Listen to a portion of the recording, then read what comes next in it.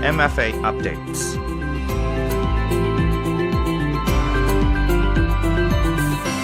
Hello, good morning. Welcome to MFA Update, a weekly program that focuses on Thailand's foreign affairs and activities. And today, you're here with me, Grace Nishaka Pumi. Today on the show, we have a special guest, His Excellency Mr. Nagesh Singh, Ambassador of India to Thailand, to be talking about the Thai-India celebration on the auspicious occasion of His Majesty the King's 6th cycle birthday anniversary on the 28th of July 2024. The foreign affairs that matter. Special guests from the Ministry of Foreign Affairs. This is the MFA updates. On the auspicious occasion of His Majesty the King's 6th cycle birthday anniversary on the 28th of July 2024, the relics of the Lord Buddha from India, along with the relics of the Venerable Arahant Sariput and the Venerable Arahant Mangkalana, will be enshrined in parts of Thailand to grant all Buddhists to pay homage to. So could you please tell us about the origin of entrusting the relics of the Lord Buddha to Thailand on this auspicious occasion? Thank you for giving me a chance to talk about the relics and the importance of the relics coming to Thailand. The three relics are, what should I say, the most important relics that we have in India, because there are a lot of relics all over the world. Lord Buddha's relics are the ones which were found in Piprahava in northern India, which is believed to be the capital city of his clan, the Shakya clan called Kapilvastu. And Sariputra and Moggallana, as you know, were his two principal disciples whose relics were enshrined in Sachi in central India. Now, last year, the Royal Thai government requested the government of India to send these relics to Thailand, and we were really happy that it was coinciding with a very auspicious year, the 72nd birth year of His Majesty the King, his 6th cycle. So it worked out beautifully because, for us, His Majesty is the shining symbol of the great Thai nation, and in India we deeply admire his person and his reign, under which, Thailand is moving towards peace, progress and prosperity. These two relics, there's a historical relevance also with Thailand. In the 1850s, when these relics were found in central India, the ones I'm talking about, Sariputra and Moggallana, sometime in the, they were taken away by the British because India was under colonial domination. They were kept in a museum in London. And in the 1930s, the Mahabodhi Society of India tried to bring them back to India from England because it was felt that these were holy for the Buddhist people, right? And not to be kept in a museum in England. So at that time when we were trying to get the relics back, there are stories that His Majesty Rama IX had also written to the British monarch saying that these should be returned. And that's why in 1952, these two relics came here as a thank you Dhammayatra for the region.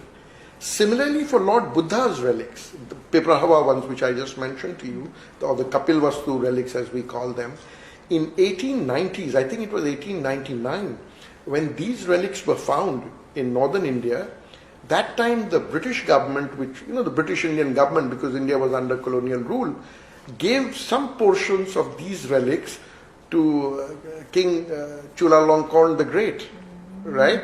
So there's a connect with Thailand of these relics. And for us, Thailand is a civilizational neighbor. Our shared beliefs of Hinduism, Buddhism, languages, culture, traditions. So we couldn't be more happy that Thai government requested the government of India, and we could bring these relics because these are 2,500 years old. They don't travel much out of India. I think in the last 70-75 years, they've gone out of the country only 3-4 times. And together, it's the first time. And I think it's a befitting tribute to His Majesty King Mahavajiralongkorn that we are celebrating his 72nd birth year. Oh, it's a very beautiful story between India and Thailand. Yes. And shifting to India a little bit, could you tell us about the Buddhism in India nowadays? How is it? So, in India, if you look at the statistics, 82% of our population is Hindu, 12 or 13% is Muslim, we have Christians, we have Buddhists, we have, Jains, we have Jews. So, India is a multi-religious society. Overwhelming population is Hindu, but Buddhism, which is a very small percentage left in India, but for us Hindus, Buddha was treated as a part of Lord Vishnu's Dashavatara, as we call it, the 10 reincarnations of Lord Vishnu. So while Buddhism became a separate religion, but Hindus, for example, also worship Lord Buddha. So it is flourishing.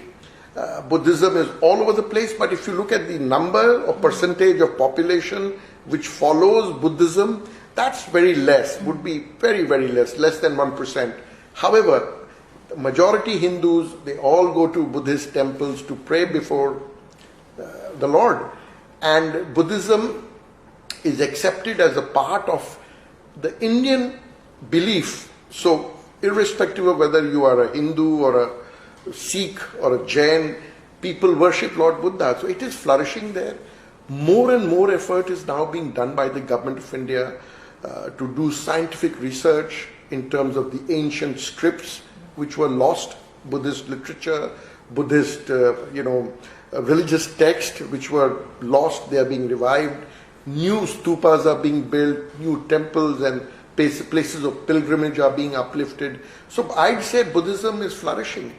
And for us today, Buddhism is not just about India, because we believe it is India's greatest contribution to human civilization.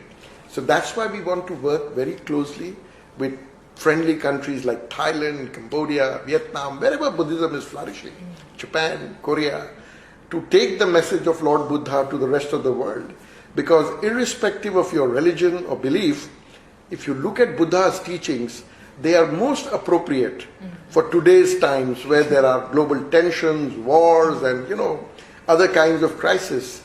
His message shows us the way, how to live in a peaceful way. And for the last question, you talk a lot about Thailand and India, but could you elaborate more on the India and Thailand because they have been linked for centuries, just like you said. So how do you view the overall relations between the two countries, especially at people-to-people level? Absolutely. You've hit it on the head of the nail.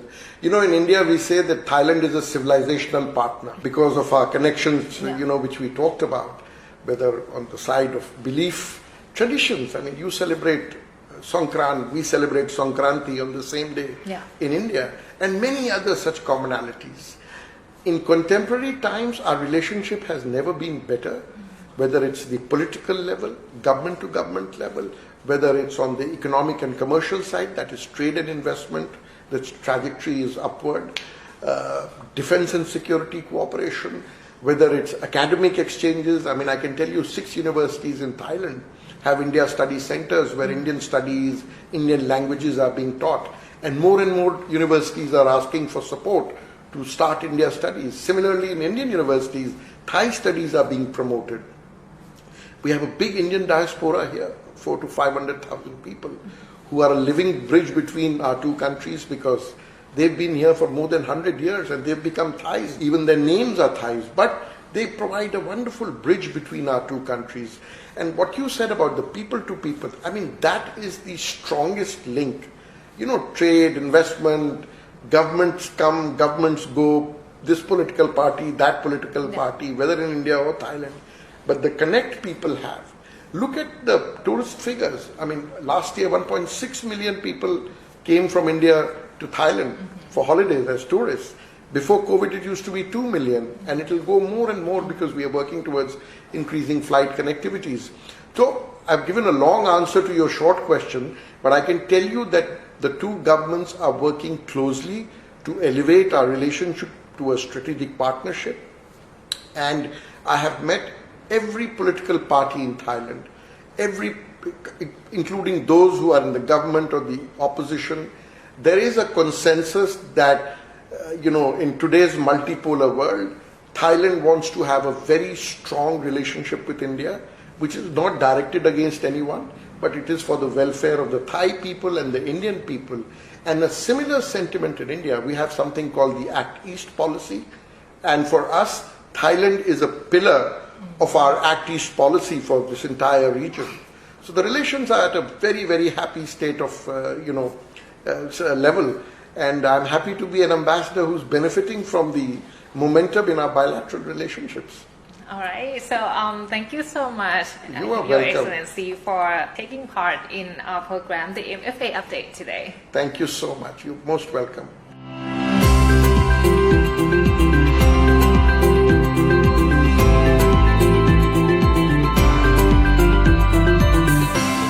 And that was His Excellency Mr. Nagesh Singh, Ambassador of India to Thailand, discussing the Thai-India celebration on the auspicious occasion of His Majesty the King's 6th cycle birthday anniversary on the 28th of July 2024. And that's it for the program MFA Update for this week. If you want to listen to more episodes, please visit the YouTube channel MFA Thailand. And you can also find us on the Facebook page FM88 Radio Thailand English. Thank you so much everyone for listening, and I will see you next time. I'm Grace Nishika Phumi. Have a good day. สวัสดีค่ะ MFA updates.